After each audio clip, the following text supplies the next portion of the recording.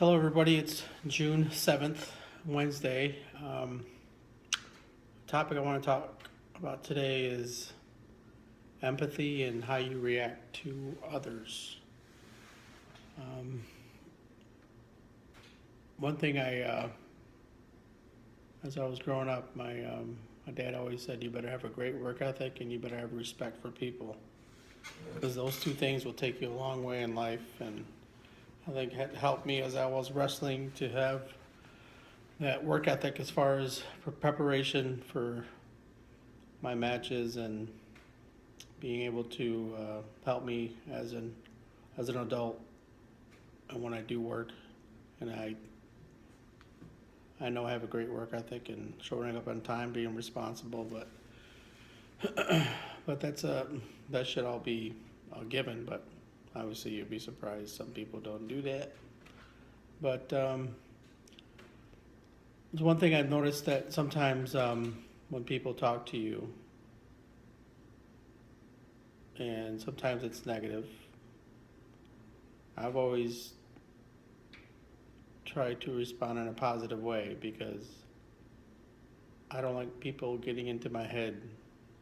I don't like people knocking me off my perch. You know, it's happened in the past, clearly. But what I've learned that um, it's very important for me to be at peace with myself. And obviously, you can't control what other people say. But I've told my daughter this and my son: you only can control how you react to things, how you respond.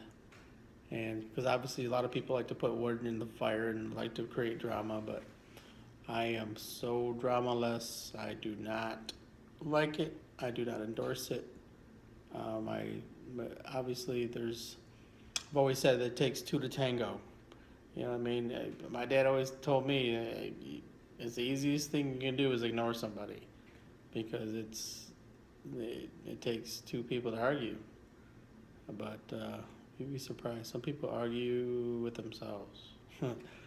But um, I've always been compassionate. I've always had a lot of empathy for others, and I've always liked to give back in some way.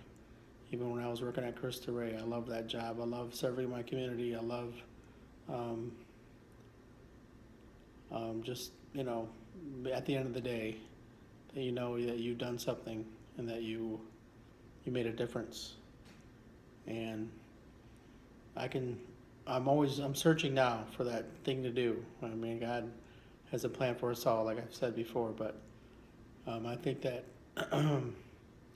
we all have our talents, but when it comes to how we treat others, and it's very important that sometimes you're not going to be treated the same, but that's okay. You just can't let it get to you each and every day. You just got to keep on trucking, and obviously it's changed me. Um, I've never put my tail between my legs and go, wham wham, George, you've done this, you've done that, but that's okay. I mean, that's the way my life journey was supposed to be. I've accepted that, and that's all right because I'm in a happy place now. I can actually look in the mirror and say, okay, cool, you've accomplished a lot of things, but now where I want to fly. I want to see where this leads me, and I want to with this new. I always believe it's a new journey. It's a new chapter in my life. It's a new beginning because I truly believe that um, I was meant to do great things. I just can't be content with working in 9 to 5. There's more to me than that. There's because I have so much empathy and consideration for others that the Lord has blessed me with the gift of gab and my compassion, my heart, and I totally want to give back in some way. And maybe these videos will help me to realize that because I really do want to do something. Don't know where yet. Stay tuned, it's um, but it's just a good feeling to give back and obviously have relationships that are healthy, that bring value. I always like to say it's about the content of what you say when you have a conversation with somebody, and especially when you have a relationship with your significant other. It's about creating happiness and just, speak softly, speak, but also listen.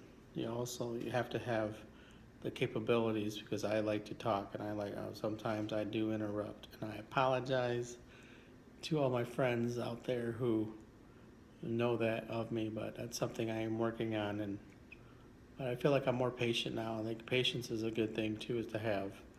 I've been always been patient, but it's something that as you grow older that you try to just think before you speak, think before you act, because at the end of the day, it's about the decisions you make and the how it affects people, even words.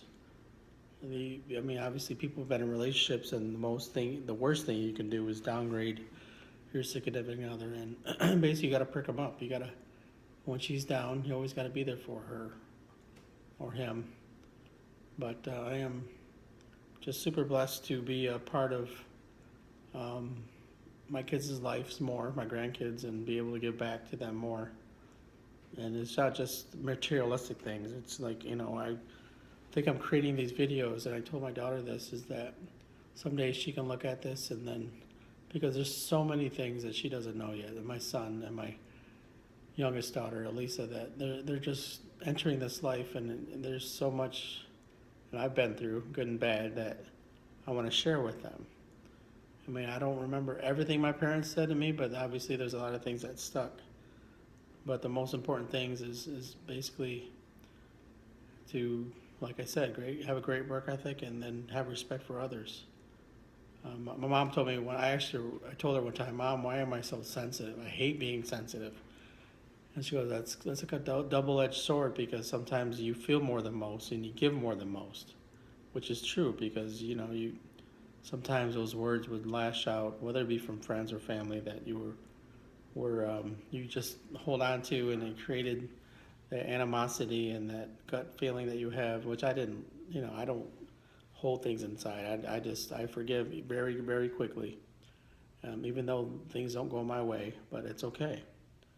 And now I'm just, I try to practice what I preach. Though sometimes you just gotta sit down, go take a walk. You know what I mean? When it comes down to things, what people do, and you don't agree with them, but that's okay. You only can control what comes out of your mouth and how you react to it. But I always believe that God has a plan for all of us, and He doesn't want us to lash out. He doesn't want us to speak with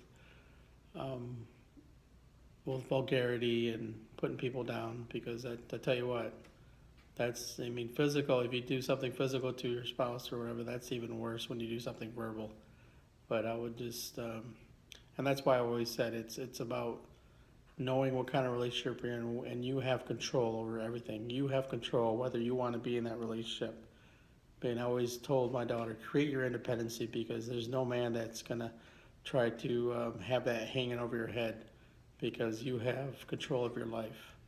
And I want her to have control of her life. I want her to succeed and do not depend on any man, because that will set her free. But anyway, you guys have a great night, and God bless you guys, and I'll see you tomorrow.